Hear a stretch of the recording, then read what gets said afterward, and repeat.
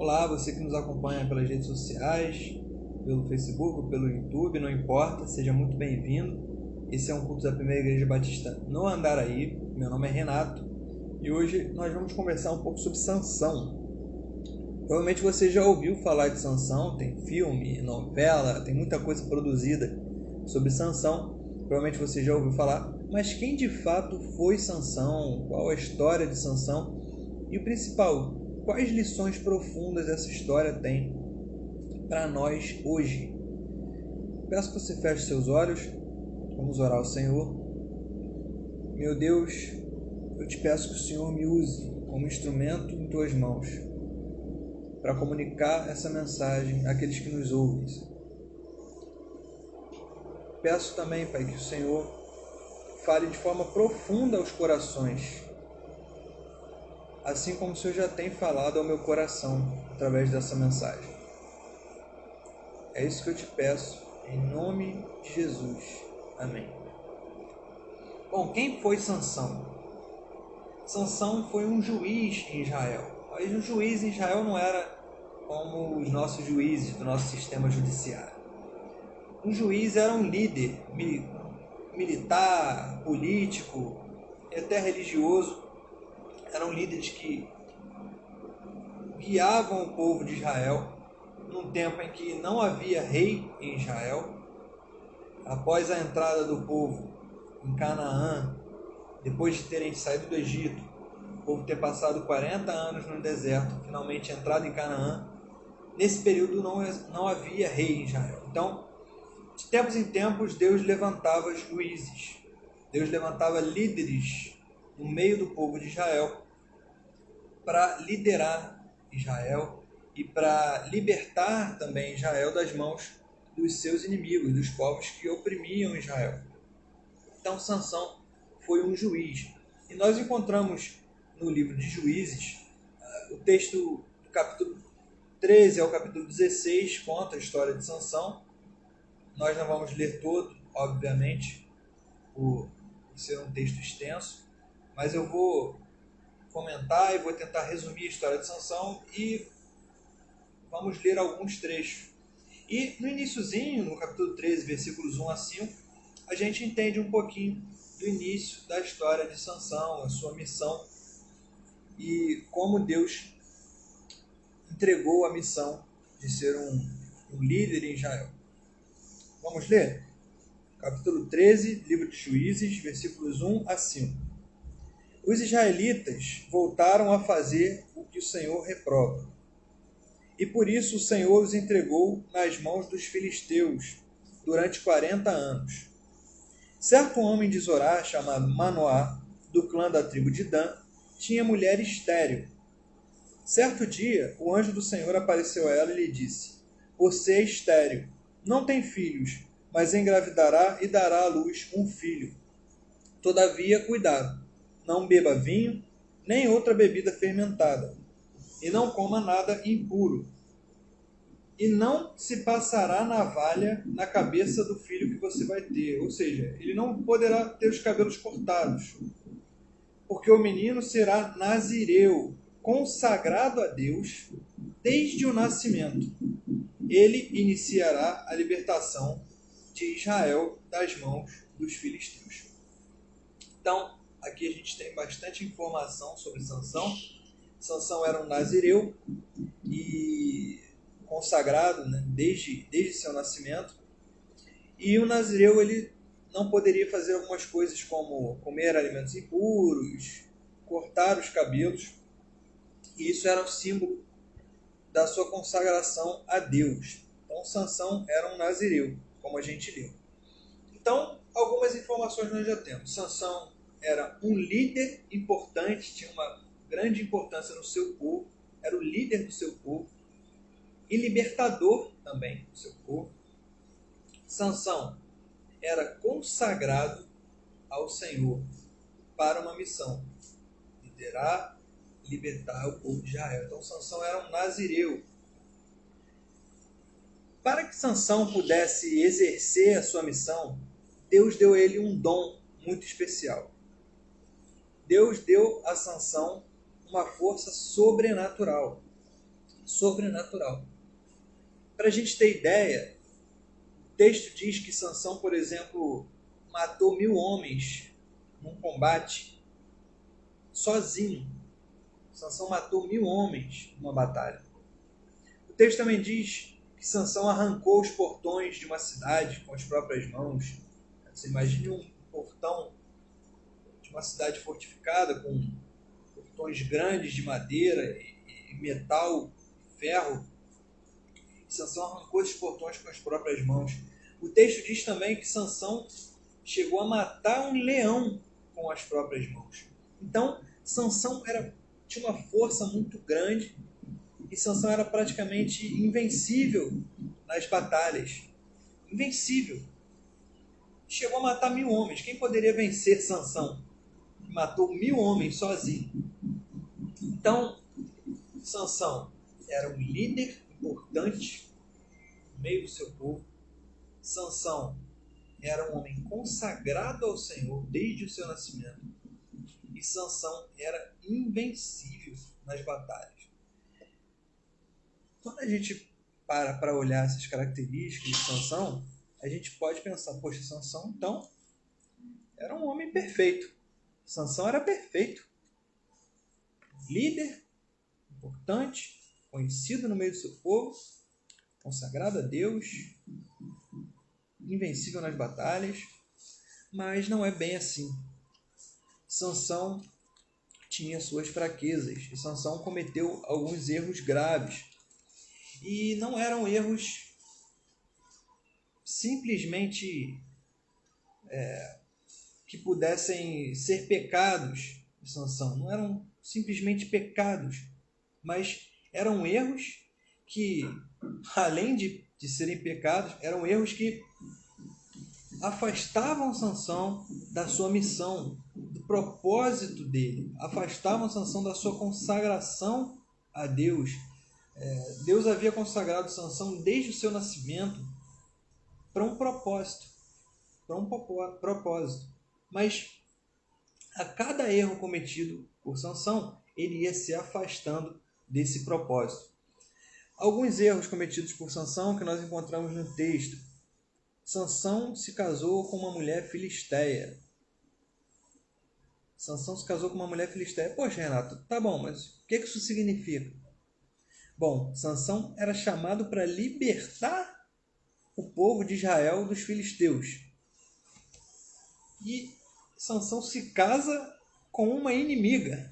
Sansão se alia aos seus inimigos quando ele se casa com uma mulher filisteia. Veja que nesse primeiro erro de Sansão, a gente já percebe que ele começa a se afastar do propósito para o qual ele foi designado. Sansão se envolveu com prostituta. Sansão comeu alimento impuro. O texto diz que aquele leão que ele matou, passado um tempo, ele passou por aquele lugar ali novamente, onde ele havia matado aquele leão, e um enxame de abelhas havia feito ali uma colmeia. E naquela colmeia havia mel, e Sansão viu aquele mel, pegou aquele mel que estava na carcaça daquele leão, ou seja, impuro, um alimento impuro. Ele pegou aquele alimento e comeu. E não apenas comeu, mas ele também levou para os pais comerem. E os pais, sem saberem a procedência daquele mel, comeram também aquele mel. Então, Sansão, ele se alia aos inimigos quando ele se casa com uma mulher filisteia. E se aliança, de certa forma, com o povo inimigo. Sansão come alimento impuro. Sansão se envolve com prostituta. E o último erro de Sansão, e que foi a gota d'água, foi o envolvimento de Sansão com Dalila. Provavelmente você também já ouviu falar a história de Sansão e Dalila. Foi o envolvimento de Sansão com Dalila. Dalila foi comprada pelos filisteus. Os filisteus ofereceram dinheiro para Dalila para que ela descobrisse qual era a fraqueza de Sansão, qual era o ponto fraco de Sansão. Então, os filisteus ofereceram dinheiro a ela para que ela descobrisse. e dessa forma eles pudessem derrotar Sansão. E depois de muito insistir, depois de Dalila tanto insistir, Sansão se abriu para ela e contou a ela o segredo da sua força. E ele disse a ela que se seus cabelos fossem cortados, ele perderia toda a sua força. A gente pode pensar que, provavelmente muita gente pensa, que a força de Sansão estava nos cabelos dele. Talvez você já tenha pensado nisso. Mas, na verdade, a força de Sansão não estava no cabelo dele. A força de Sansão vinha de Deus. O cabelo de Sansão era, na verdade, um símbolo da sua consagração a Deus. Um símbolo da missão que ele havia recebido de Deus, do propósito de Deus para a vida dele. E quando ele tem os seus cabelos cortados, o anjo já havia dito à mãe dele que os cabelos dele nunca poderiam ser cortados. Quando ele tem os seus cabelos cortados, isso é o ato final de quebra da sua consagração a Deus. E nesse momento ele perde a sua força. E Deus retira de Sansão a força que havia concedido a ele. E a história começa a tomar rumos trágicos. Porque os filisteus capturaram Sansão, furaram os seus olhos e colocaram Sansão para trabalhar como um jegue ou como um animal movendo um moinho. A impressão que a gente tem é que Sansão, o tempo inteiro, ele busca satisfazer os seus próprios desejos, ele usa a sua força para se livrar das enrascadas que ele mesmo se metia. A impressão que nós temos é essa. Ele até chega a matar filisteus. Não, mas ele combateu os filisteus, ele não matou 1000 filisteus? Sim, mas ele matou 1000 filisteus porque ele havia arrumado uma confusão com os filisteus por causa daquela mulher filisteia com quem ele se casou. E nessa confusão ele acabou matando 1000 filisteus. Mas parecia que Sansão estava muito distante da sua missão, daquilo para o qual Deus o designou. Parecia que ele estava sempre buscando satisfazer os seus próprios desejos. Ele não se importou, por exemplo, com o fato de o mel estar impuro numa carcaça de um leão. Ele viu o mel, nossa, que mel gostoso, eu vou comer esse mel. Então, Sansão parecia estar sempre procurando satisfazer os seus próprios desejos. E mais que isso, Sansão parece ter confiado demais em si mesmo, na sua força. Isso é muito fácil de acontecer. Quando alguém é muito bom em alguma coisa, é muito fácil que essa pessoa passe a acreditar que ela realmente é boa naquilo. E isso vem até prejudicá-la. No futebol, a gente pode dar um exemplo. Quando um time é muito bom e vai enfrentar um time mais fraco, a gente fala que às vezes o time entra de salto alto em campo, né? O time, ele sabe que ele é melhor do que o adversário, sabe que é melhor, mas quando ele acha que ele é melhor que o adversário, e muitas vezes ele acaba relaxando. E o que acontece? Ele perde o jogo. Então um time muito bom enfrenta um time muito fraco, mas ele entra tão certo da vitória que ele perde o jogo. Ou quando aquele atacante está na cara do gol e ele recebe a bola a 1 metro daquele gol enorme que tem 7 metros de largura, ele fala, esse gol já está feito. E aí ele toca na bola e a bola vai para fora. Quanto mais certo de que ele vai fazer o gol, mais perigoso é. Quanto mais certo da vitória, quanto mais certo de que é um time bom, quanto mais certos nós somos de que nós somos bons e de que nós fazemos o que fazemos pelas nossas próprias forças, mais perigoso se torna. E é exatamente o que ocorria com Sansão. Sansão era invencível nas batalhas, mas ele era invencível porque Deus o tornou invencível. E depois de capturado, aquele líder do povo de Deus, libertador de Israel, agora estava sendo tratado como um animal, movendo um moinho, com os seus olhos furados, totalmente vulnerável. Aquele homem invencível nas batalhas estava ali agora totalmente fraco, vulnerável, à mercê dos seus inimigos.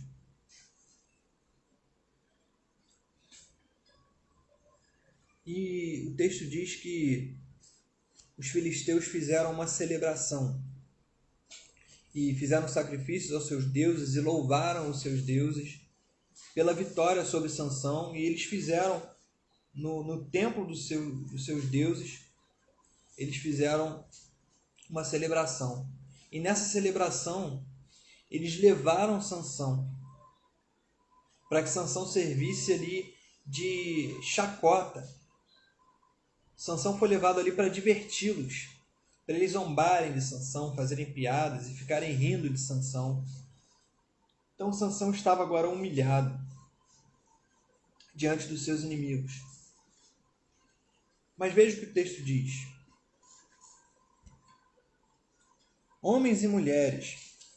Juízes, capítulo 16, é o finalzinho da história de Sansão, versículos 27 a 31. Capítulo 16, versículos 27 a 31. Homens e mulheres lotavam o templo. Todos os líderes dos filisteus estavam presentes. Todos os líderes dos filisteus estavam naquele templo, comemorando a vitória sobre Sansão. E no alto, na galeria do templo, havia cerca de 3.000 homens e mulheres vendo Sansão, que os divertia. E Sansão orou ao Senhor: ó soberano Senhor, lembra-te de mim. Ó Deus, eu te suplico, dá-me forças mais uma vez e faze com que eu me vingue dos filisteus por causa dos meus 2 olhos. Então Sansão forçou as 2 colunas centrais sobre as quais o templo se firmava. Apoiando-se nelas, tendo a mão direita numa coluna e a mão esquerda na outra coluna, disse: que eu morra com os filisteus. Em seguida, ele as empurrou com toda a força e o templo desabou sobre os líderes e sobre todo o povo que ali estava. Assim, na sua morte, Sansão matou mais homens do que em toda a sua vida. Foram então os seus irmãos e toda a sua família do seu pai para buscá-lo. Trouxeram-no e o sepultaram em Zorá e Estaol, no túmulo de Manoá, seu pai. Sansão liderou Israel durante 20 anos. Perceba que, enquanto Sansão se achava invencível, porque de fato ele era, mas quando ele pensava que essa força vinha dele, quando ele agia seguindo as suas próprias vontades e buscando os seus próprios interesses, a coisa caminhou mal. E ele chegou ao ponto de ser tratado como um animal e ser humilhado pelos seus inimigos. Mas no último momento da sua vida, Sansão faz uma oração. E Sansão chama Deus de soberano Senhor. Soberano Senhor, lembra-te de mim. Ó Deus, eu te suplico. Então Sansão estava suplicando a Deus, um Deus que ele reconhecia que era soberano. Dá-me forças mais uma última vez. Então Sansão reconhece que a força que ele tinha não vinha dele, mas de Deus. E nesse momento, quando Sansão reconheceu a sua fraqueza e reconheceu que a sua força vinha de Deus, ele teve a maior das vitórias da sua vida. Ele morreu junto com os filisteus, mas junto com ele matou todos os líderes filisteus, ele matou todos os líderes do povo inimigo de Israel. E mais de 3.000 pessoas. E o texto diz que ele matou na sua morte mais pessoas do que ele matou em sua vida. Quando nós nos sentimos como esse time que é melhor do que o adversário, quando nós achamos que nós somos alguma coisa, quando nós não reconhecemos a soberania de Deus, quando nós não reconhecemos que nós não somos nada, nós estamos derrotados.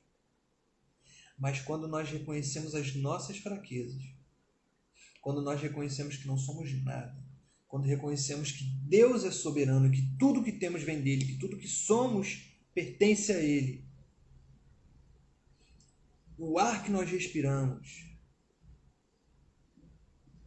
a água que nós bebemos, quem nós somos, tudo vem de Deus. Tudo. Quando nós reconhecemos isso, aí é que somos fortes.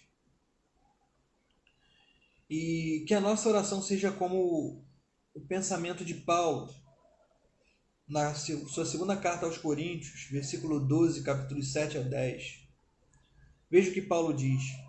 Para impedir que eu me exaltasse por causa da grandeza dessas revelações, foi-me dado um espinho na carne, um mensageiro de Satanás para me atormentar.